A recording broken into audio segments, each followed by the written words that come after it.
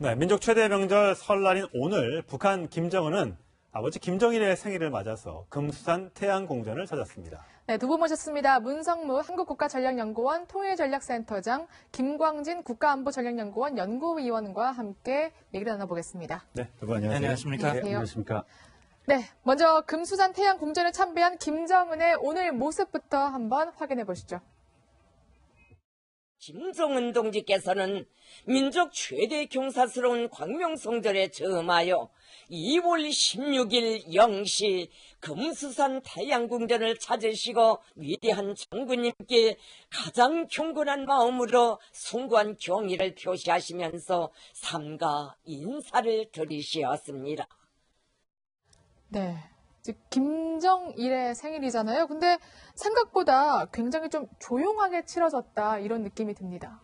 과거에는 김정일 생일 또는 김일성 생일을 즈음을 해서 대규모 열병 행사라든지 물론 꺾어진 정준년 같은 경우 그런 게 했는데 보통 이제 5년이나 10년 주기에는 그렇죠. 큰 행사를 하는데 오늘은 네. 그건 아니니까. 비교적 조용히 지나간 것은 제가 생각할 때는 이제 지금 평창 동계올림픽이 진행이 되고 있고 네. 또 북한 선수단 또 응원단 북한 인원단이 지금 대한민국에 내려와서 올림픽을 치르고 있습니다.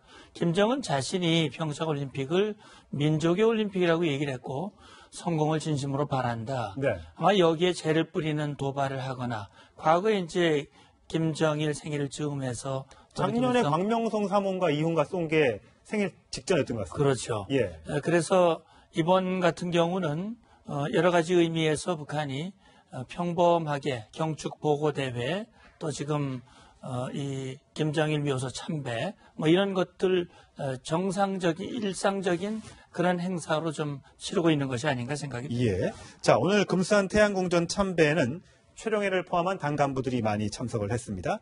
박광호, 리수용, 김평애, 김영철, 최휘 등 이런 간부들, 당 간부들만 참석을 했고 군복을 입은 군인들의 모습은 거의 보이지 않았습니다. 그리고 김여정의 모습도 보이지 않았고요. 물론 군인들이 모든 그 참배 행사에 다 동원되는 건 아닙니다만 이 군인들을 빼고 당 간부만 양복을 입혀서 이 참배를 갔다는 것도 혹시 의미가 있을까요? 그렇죠. 군부 이번에 가지 않았습니다. 예. 제 생각에는 2월 8일 이번에 군군조를 옮기지 않았습니다. 예. 그리고 열병식을 했죠. 그래서 아마 수고했다. 그래서 이제 이번에 2월 16일에는 또 음력 설 아닙니까? 예. 쉬어라. 이렇게 배려 차원에서 아마 참가시키지 않았던 안 한 것 같고요. 또 김정은 집권 이후 좀 달라진 것이 있다면은 과거에 해오던 그런 틀에 박힌 행사들의 많은 변화를 주고 있다. 이렇게 볼 수 있습니다. 얼마 전에는 자기 혼자 또 참배했던 적이 있죠. 예. 네, 그리고 이번에는 당 관료들만 데리고 갔었습니다. 그래서 아마 군부 인사들이 그 인사가 너무 잦기 때문에 초청도 많이 되고 또 별도 많이 바뀌고 그런 측면도 신경 쓰는 측면이 있겠습니다만 어쨌든 이번에는 당 관료들만 데리고 갔습니다.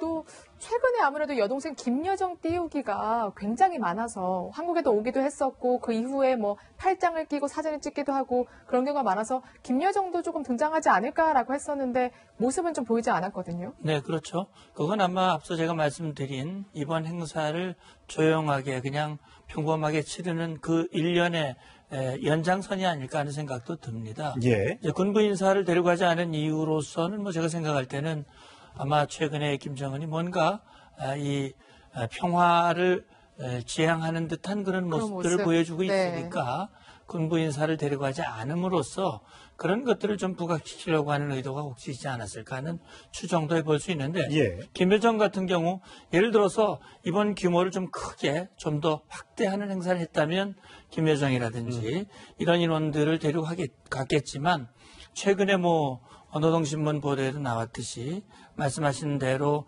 김여정이 우리 대한민국을 방문하고 특사로서 역할을 하고 돌아갔고 이번에는 굳이 같이 갈 필요 없다라는 그런 판단 하에 김여정이 동행하지 않은 것이 아닌가 하는 생각이 듭니다. 예. 자, 북한의 진심이 뭔지는 모르겠습니다만 그 의도를 한번 파악해 볼 수 있는 하나의 인터뷰가 나왔는데 어제 김정일 생일 76주 중앙보고대회가 열렸는데 여기에서 최룡해가 연설을 했습니다. 그 연설에서 어떤 단어들이 나왔는지 한번 들어보시죠. 국방공업 부문에서는 위대한 병진의 기치를 높이 들고 자해적인 핵 억제력을 더욱 튼튼히 다지며 우리식이 위력한 첨단 무장 장비들을 더 많이 개발 생산하여야 하겠습니다.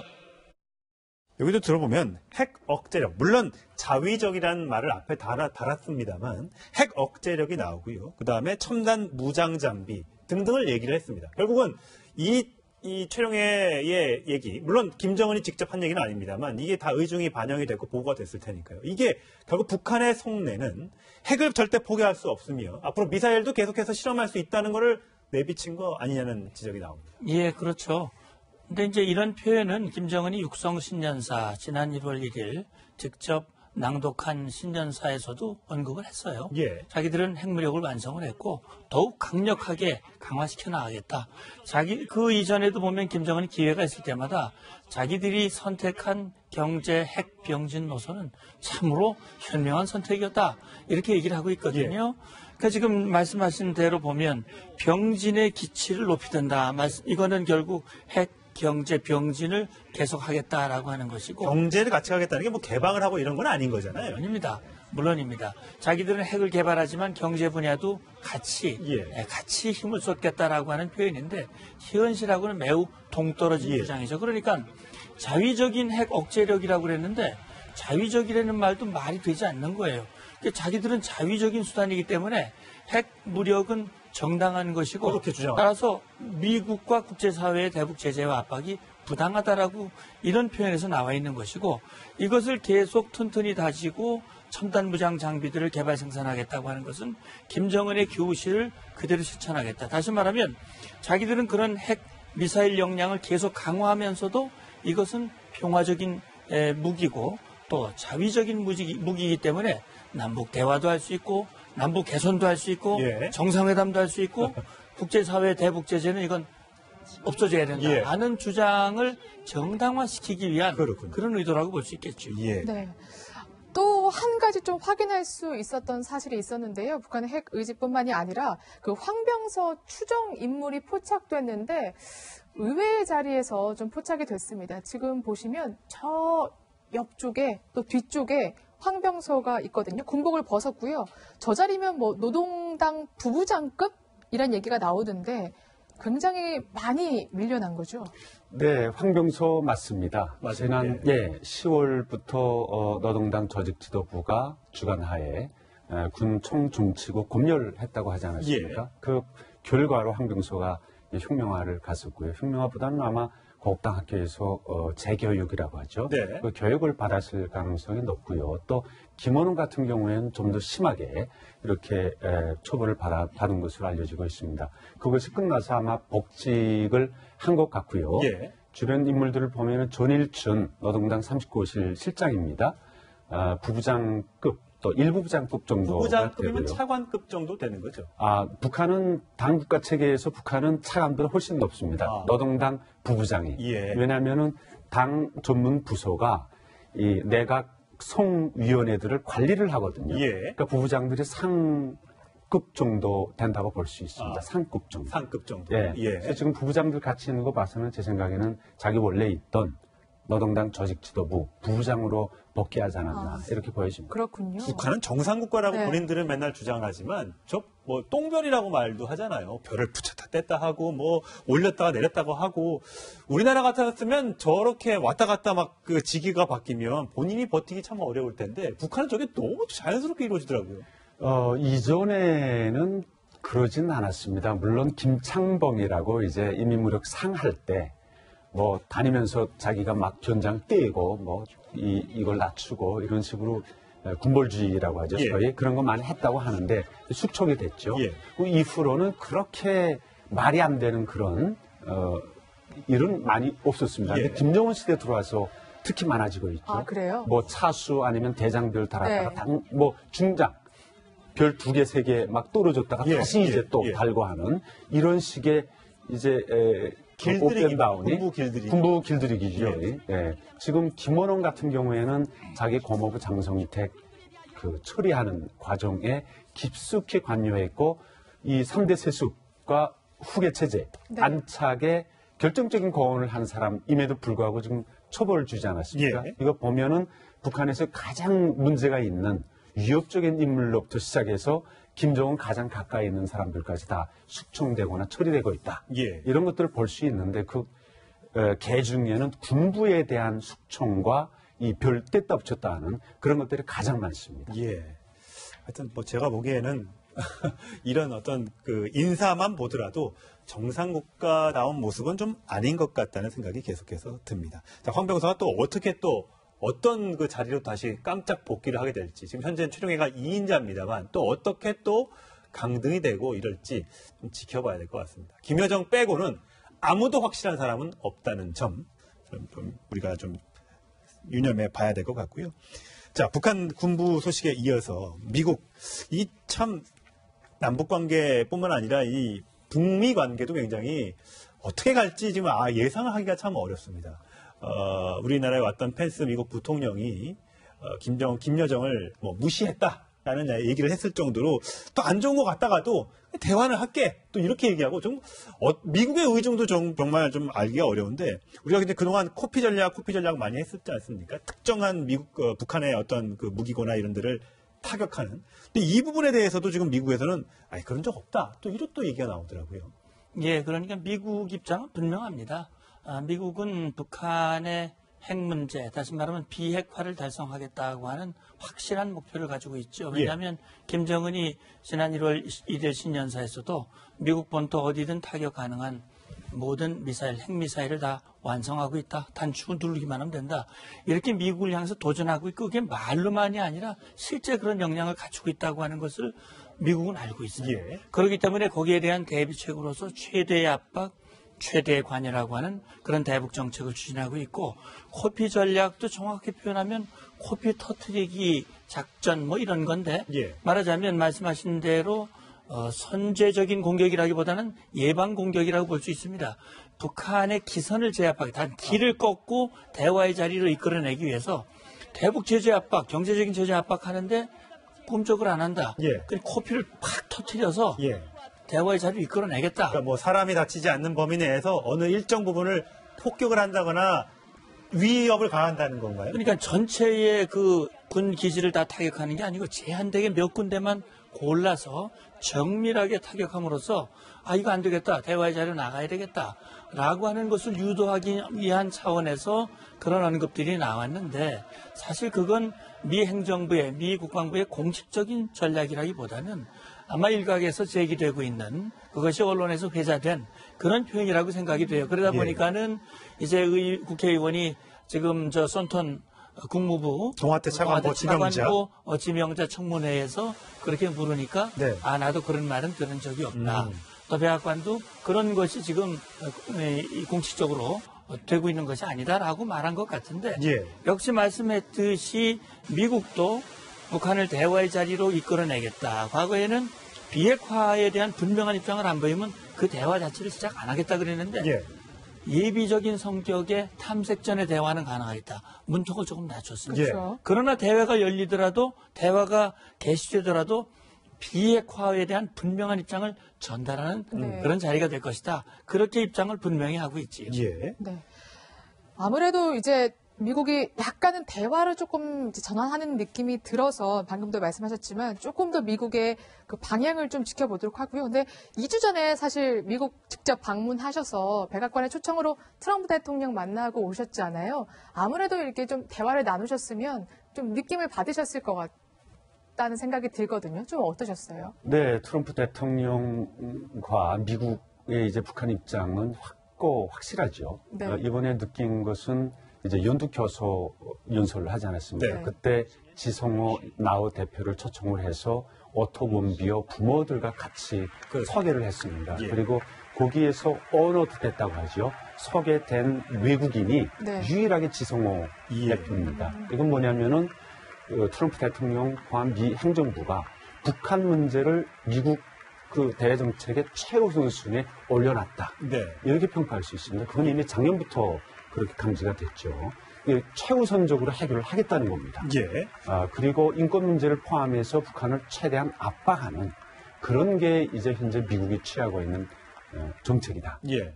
태도다. 이렇게 평가할 수가 있겠습니다. 그 트럼프 대통령을 만났을 때 아까 얘기했던 뭐 코피 전략 등등 뭐 세세한 내용은 아니더라도 뭔가 북한에 먼저 선제적인 공격 위협을 좀 가해야겠다 이런 혹시 언급도 혹시 있었습니까? 아니 뭐 전혀 그런 내색이나 이제 질문 이런 거는 없었고요. 예. 그 자리는 사실 탈북민들을 초청을 해서 이렇게 의견을 듣는 좀 영감을 얻는 네. 그런 이제 자리이기도 하고 예. 그다음에 대외적으로 비춰지는 그런 메시지 주려고 하는 메시지가 오히려 더 중요하다고 생각을 합니다. 예. 왜냐하면은 백악관에 사실 탈북민들 그러니까 북한을 대상해서 정책을 펴는 와중에 이제 탈북민들을 들였다. 예. 대화를 했다. 대통령이 만나서 이게 주는 메시지가 굉장히 크거든요. 예. 그다음 나우 이 대표 지성호 대표도 이제 연두 교수 연설에서 이렇게 서기를 하고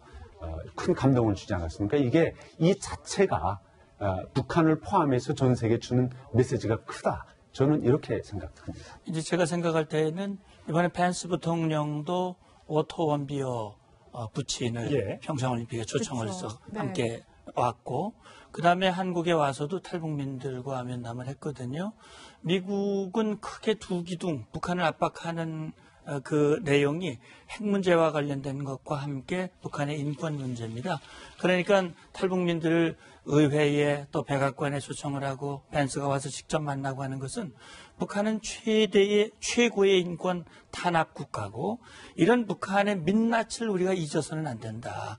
지금 평창 올림픽에 와서 미소를 짓고 마치 핵의 이 그림자를 가리려고 하지만 그래서는 안 된다라고 하는 것은 분명히 보여주는 것이고 역시 핵과 인권은 분리될 수 있는 문제가 아니고 결국 핵이라고 하는 김정은 1인 지배 체제를 확고히 하기 위한 그런 핵 때문에 북한 주민들이 인권이 희생당하고 있다라고 하는 것을 강력하게 보여주는 것이죠. 예. 명백한 증거이고요.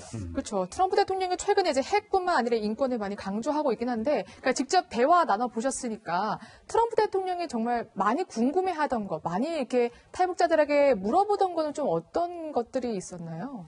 일단 개개인들의 이제 북한을 떠나게 된 사연 예. 이런 것들에 이제 관심이 있었고요. 그리고 한 20분 정도 공개적으로 하지 않았습니까? 예. 네. 저희들은 이제 기자들 막 이렇게 들어올 줄 생각을 못했는데 예. 그야말로 라이브로 예. 이렇게 동영상 다 촬영이 돼서 이제 공개가 됐죠.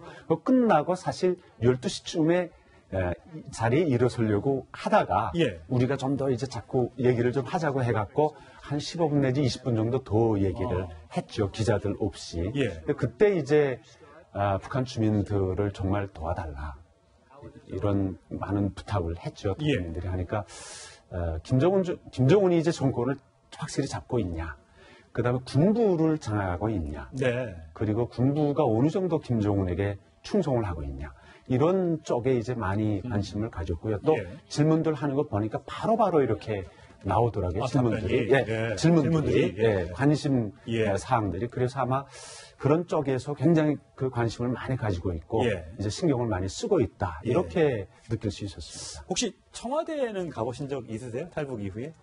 저는 청와대 당연히 가봤죠. 예. 제가 민주평통 이제 상임위원도 꽤 오래 했었거든요. 예. 그래서 뭐 대통령 통일부 신년 보고회 이런 때도 이제 참여해서 같이 이제 자리도 해보고 이 얘기를 여쭤보는 거는 이제 트럼프 대통령이 저렇게 인권에 관심을 많이 갖고 연두 교서에서도 탈북민 얘기를 꺼냈으면 우리도 이제 문재인 대통령이 신년 기자회견이나 신년사를 발표할 때거나 또 오늘과 설 같은 때 이런 때 어떤 메시지가 북한 관련된 어떤 메시지가 좀 나왔으면 어떻겠느냐. 그러니까 당연히 지금 평창올림픽이 평화로 가고 있고 앞으로 남북 정상회담까지 이어지는 게 좋겠습니다만 그런 북한에 대해 우려스러운 대목도 좀 이렇게 짚고 넘어가는 게 좋지 않겠느냐는 또 일각의 의견도 있더라고요. 거기에 대해서는 어떻게 생각하세요? 그 이제 정치적인 스탠스와 관련되는 문제라고 볼 수 있겠죠. 당연히 우리 탈북민들 입장에서는 이제 정부가 어떤 정부든 이제 북한의 인권에 대해서 또 탈북민들의 정착이나 아니면은 앞으로 통일에 우리가 기여하는 그런 측면에서 더 많은 기여를 하고 또 관심을 받고자 하는 그런 거는 당연히 이제 우리의 심정이죠. 예. 근데 북한은 수령 절대주의 사회입니다. 그리고 그 무엇도 용납되지 않는 자기 고모부도 용서가 안 되고, 그렇죠. 그다음에 이복형도 정권에게 해가 되거나 방해가 되면은 용납이 안 되는 거 예, 아닙니까? 예. 그런 절대주의 사회하고 독재 사회하고 우리가 이제 상대를 해야 되기 때문에 이러저러한 난관과 고민들이 좀 많이 있다. 저는 이렇게 보고 있습니다. 네. 방금 말씀하셨지만 트럼프 대통령이 정말 김정은이 군부를 장악하고 있냐, 충성도가 어떠냐 이런 걸 물어보는 거 봐서는 대화 전략을 취하더라도 뭔가 북한에 대한 타격 가능성이나 이런 조금 더 이제 고도의 전략 같은 거를 배제하지 않고 있구나 약간 이런 느낌이 좀 듭니다. 그럼요. 네. 지금 미국의 입장은 제가 말씀드렸듯이 명확하거든요. 그러니까 북한의 위협, 핵미사일 위협이 미국 본토와 그다음에 뭐 구암이라든지 하와이라든지 또 일본과 한국과 같은 한국과 일본 이런 동맹국을 향한 위협으로 상존하고 있다고 하는 것을 명확하게 인식하고 있고요. 그런 군사적인 선택지를 구체적으로 실행할 수 있는 모든 준비를 지금 갖추고 있습니다. 네. 그러니까 미국도 분명히 얘기를 했어요. 대화의 문턱을 낮춰서 뭐 탐색 성격의 대화, 예비 대화를 할 수는 있으나 그 자리에서 전할 메시지는 북한의 비핵화다. 그리고 북한이 비핵화의 결단을 내리기 전까지는, 그것이 완성되기 전까지는 북한을 향한 제재와 압박의 수위는 낮추지 않겠다. 네. 다시 말하면 북한이 국제사회 요구를 끝내 거부하고 핵미사일 역량을 강화하면서 도전하고 위협을 한다면 결국은 마지막 카드로 가지고 있는 군사적인 옵션을 꺼내지 않을 수 없다라고 하는 것은 확실한 것이죠. 예. 지금 사실 정상회담 못지않게 추진돼야 할 것이 남북 이산가족의 만남입니다. 상봉 신청자가 13만 명 정도 되는데 이제 5만 8천 명 정도가 생존해 있다고 합니다. 작년에만 3,800명이 숨졌고요. 인도적인 차원에서 이번 설에 이산가족들이 만났으면 더 좋지 않았을까라는 생각을 해보면서 남북 화해 국면을 잘 좀 이끌어 가야겠다는 생각을 좀 해보겠습니다. 오늘 두 분 말씀 잘 들었습니다. 고맙습니다. 감사합니다. 감사합니다.